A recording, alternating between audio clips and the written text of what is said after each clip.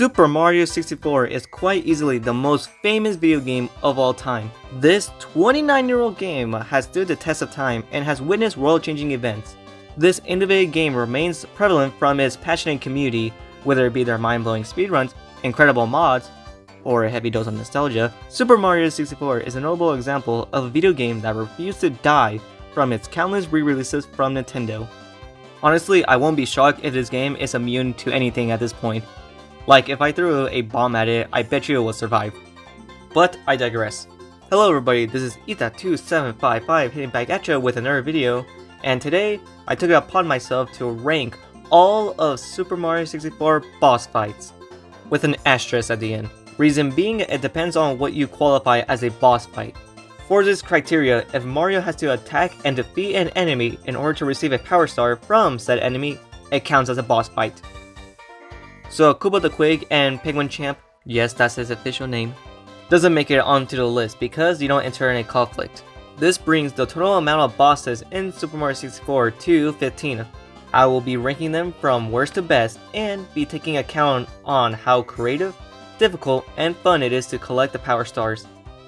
With all that being said, I present to you all my ranking of all the bosses in Super Mario 64.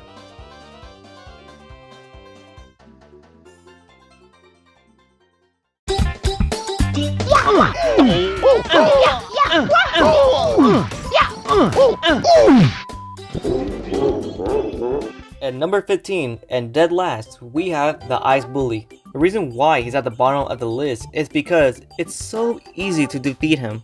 Like, you will think the snowy theme will play in a factor in difficulty, but you'll be wrong. The small slippery ice platform works more as a favor for Mario because he can just do this. Besides, you don't have to traverse the dry ice water as seen underneath the ice platform. If the ice water was expanded on to make the journey a little bit more difficult, then Ice Bully would have been higher on the list. But unfortunately, Ice Bully is the worst boss fight in Super Mario 64.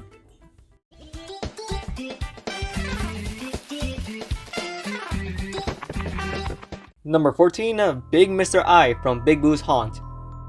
I really like that you have to grab the Vanish Cap from the balcony and run your way up to the painting before your timer runs out.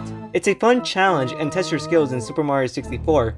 Sadly, the same cannot be said about Mr. I. When you enter the painting, you're met with disappointment because all you have to do is run around Mr. I and boom, you're done. That's it. There's no satisfaction when you defeat Mr. I.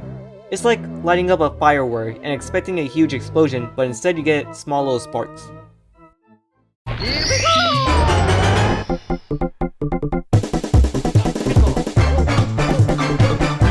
Number 13, of Big Bully from Boil the Big Bully. This is basically a reskin of the Ice Bully seen earlier on the list. This is the same boss fight, but with more obstacles to reach the Big Bully.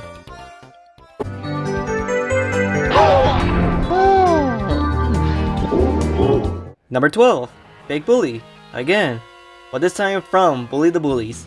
Once again, the same boss fight, but with more added content because you gotta defeat 3 regular bullies and then face Big Bully himself.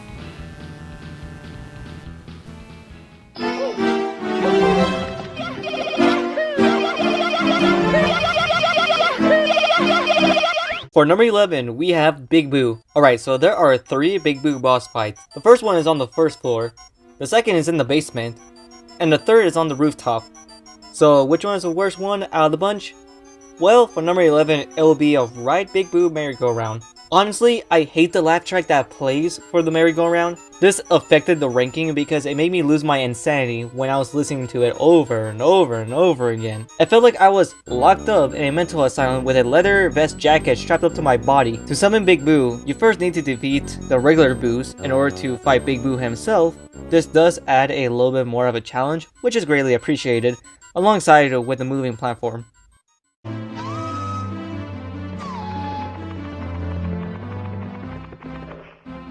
Number 10, Big Boo from Go on a Ghost Hunt. When I look back at this boss fight, I can see a similarity. For one, you have to go on a ghost hunt, Ghostbuster style, and make your way back to the lobby to kill Big Boo. To me, this seems like a predecessor to Luigi's Mansion on the GameCube, so for that reason, it plays a little bit higher on the list. If it wasn't for the side quest to look around the mansion and kill the regular boos, this would have been a stinker. One downside that prevents it from going any higher is the huge arena when you fight Big Boo.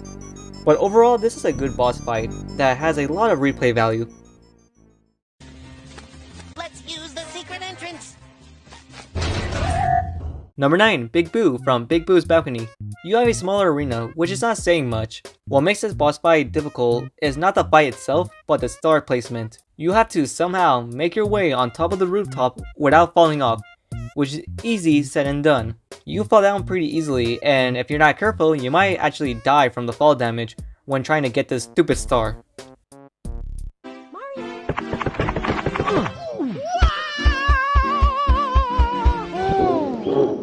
I bet you some of you guys won't count this as a boss fight, but hear me out. It's big. But for real, it does check out the criteria that I made about what counts as a boss fight, so suck on that. Alright, so what makes this unique? Well, essentially you murder all big fire piranha plants with no remorse.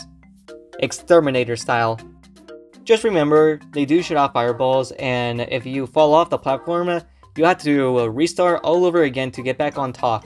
I recommend entering the spawn painting first because the boss fight is much more closer to the beginning part of the stage.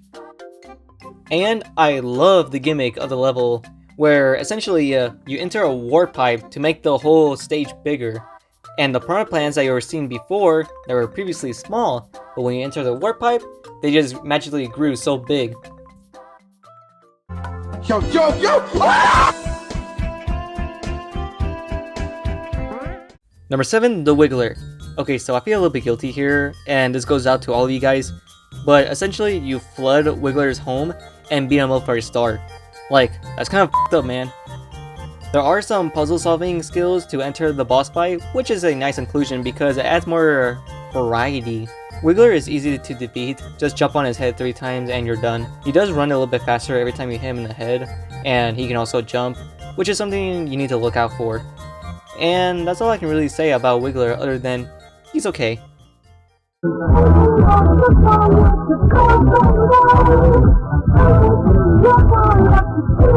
Number 6, King Whomp. King Whomp will leap in the air and fall flat on the ground.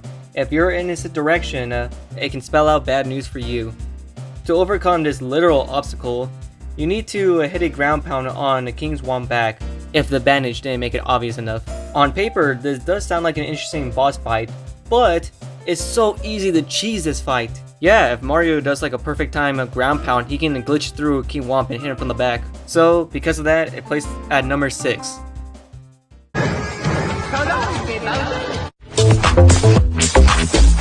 Number 5, King Bob-omb. Easily the most iconic boss in Super Mario 64. I love his design with a big mustache and the crown on top of his head. When I first played Super Mario 64, I did not know you were supposed to hit King Bob-omb from the back, which doesn't take away from the playing experience because I still had fun. Also, King Bob-omb is built like an absolute tank because if you throw him off the platform, he will just jump his way back up without breaking a sweat. For being the first boss fight in the game, and being everybody's first introduction to Super Mario 64, King Bob-omb deserved his placement in number 5. Thank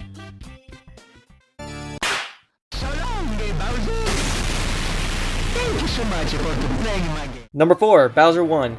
The first encounter of Bowser is pretty straightforward. Grab his tail and pray to God you hit him towards the bombs. You only need to hit Bowser once, which makes this fight really easy compared to the rest of the Bowser fights.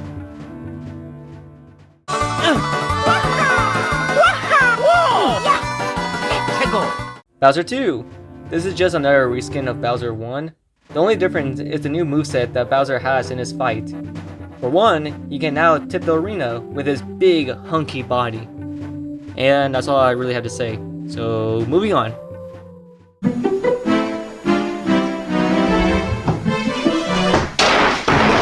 Number 2, Irok. Irok is the most unique character out of all Super Mario 64 because he actually poses a challenge, and the palm in the eyes are such a genius because it signifies to the player that what to do. Just punch him in the palm of the eye and boom, there. You're done beating Irok. But be careful because those big meaty claws can push you off the platform or squish you. And that's what I like about Irok. it's about his moveset. So yeah, iRock barely misses out from number 1.